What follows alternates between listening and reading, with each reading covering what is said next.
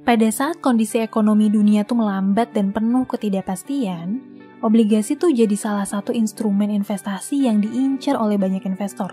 Nah, emang obligasi itu apa ya? Jenis obligasi ada apa aja? Terus cara belinya gimana?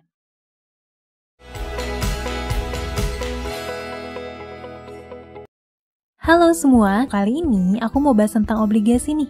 Apa sih obligasi itu? Singkatnya nih, obligasi itu adalah surat utang gitu. Misalnya nih, pemerintah lagi menawarkan obligasi.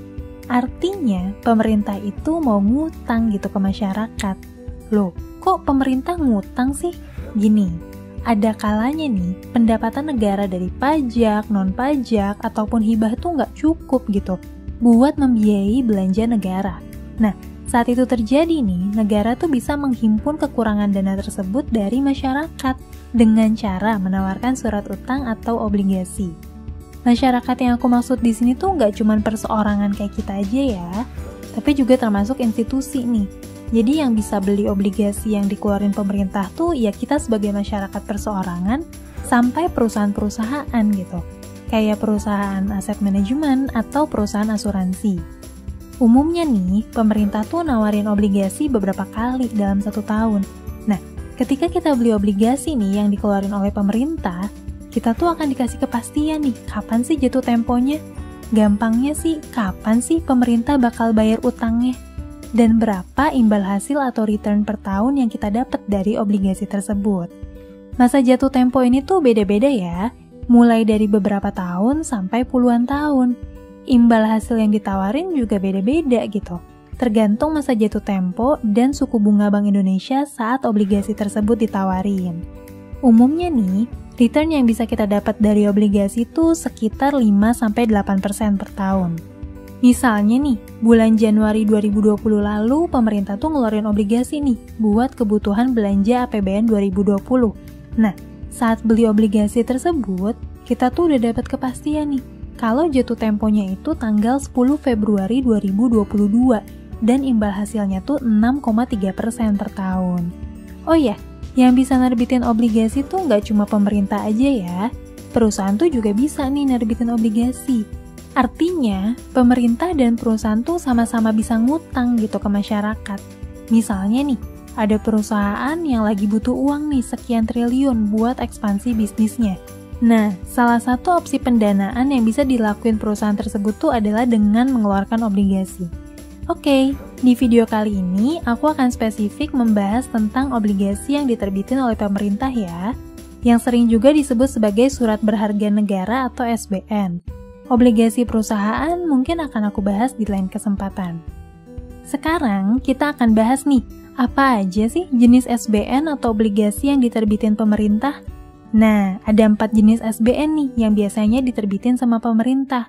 Ada Saving Bond Retail atau SBR, Obligasi Retail Indonesia atau ORI, Sukuk Tabungan atau ST, dan Sukuk Negara Retail atau SUKRI. Apa aja sih bedanya? Nah, aku akan coba jelasin nih berdasarkan kategorisasinya ya. Kategori pertama itu berdasarkan jenis SBN. Nah, SBN ini sendiri ada 2 jenis nih, ada yang konvensional dan ada juga yang syariah. SBR dan ORI itu ada di kategori konvensional nih, sementara ST dan SUKRI itu ada di kategori syariah.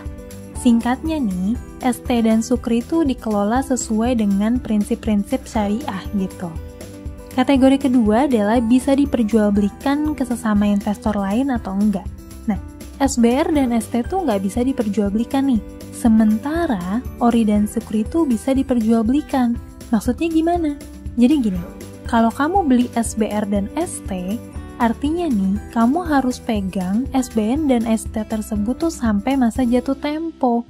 Tapi tenang, biasanya SBR dan ST tuh ada masa early redemption nih, di mana kamu tuh bisa jual kepemilikan SBR atau ST kamu maksimal 50%. Dari total kepemilikan kamu sebelum masa jatuh tempo.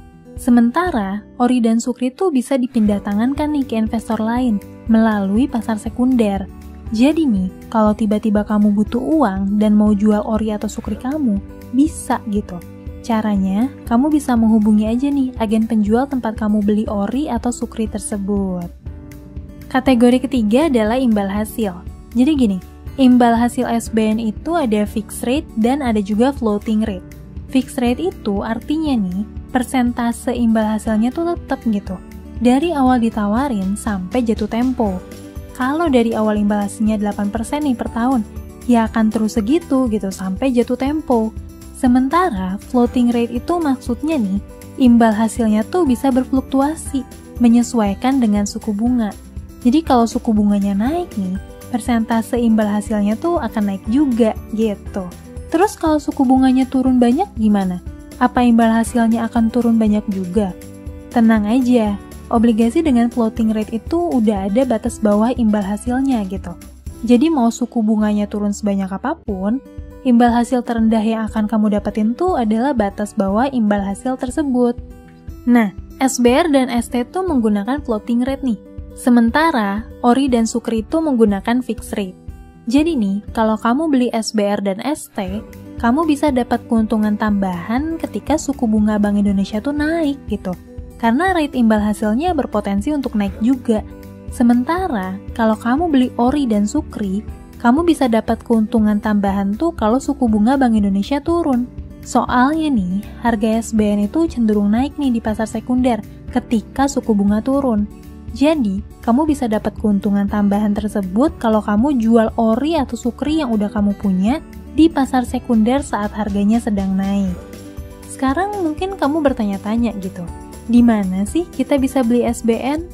Nah, kamu bisa beli SBN dengan dua cara nih. Yang pertama, beli saat masa penawaran. Nah, kamu tuh bisa beli nih 4 jenis SBN yang udah disebutin tadi tuh saat masa penawaran. Tanggal masa penawaran tuh udah ditentuin ya. Jadi kalau kamu mau beli saat masa penawaran, kamu harus cari info secara mandiri nih. SBN apa sih yang lagi ditawarin sama pemerintah dan kapan masa penawarannya. Kalau masa penawarannya udah lewat nih, ya nggak bisa dibeli lagi. Nah, ini nih list SBN yang ditawarin pemerintah di tahun 2020. Untuk lokasi belinya, kamu bisa beli SBN di mitra distribusi atau agen penjual yang bersangkutan. Mitra distribusinya tuh biasanya bank, sekuritas, atau fintech kayak Bareksa gitu. Untuk tahu nih apa aja mitra distribusinya, kamu bisa langsung nih cek di website Kemenke. Misalnya nih, untuk SBR 009, mitra distribusinya tuh ada OCBC NISP, DBS, Bahana Sekuritas, dan masih banyak lagi. Kalau aku kan pakai rekening bank nih dari salah satu bank swasta. Biasanya, aku beli obligasi tuh di bank tersebut. Tapi balik lagi ya, kamu bebas nih memilih mau beli dimanapun. Yang pasti, belilah SBN di mitra distribusi yang udah bekerja sama. Yang kedua, beli di pasar sekunder. Nah, ini agak beda nih. Kalau di masa penawaran, kita kan bisa beli SBR, ORI, ST, dan SUKRI. Tapi kalau di pasar sekunder, kita tuh cuman bisa beli ORI dan SUKRI aja. Kenapa? Karena SBR dan ST itu tidak diperjualbelikan di pasar sekunder. Untuk belinya hampir sama nih, kamu bisa beli ORI atau SUKRI di pasar sekunder dengan menghubungi mitra distribusi yang bersangkutan. Kamu juga bisa nih jual ORI atau SUKRI yang kamu punya di mitra distribusi tempat kamu beli ORI atau SUKRI tersebut.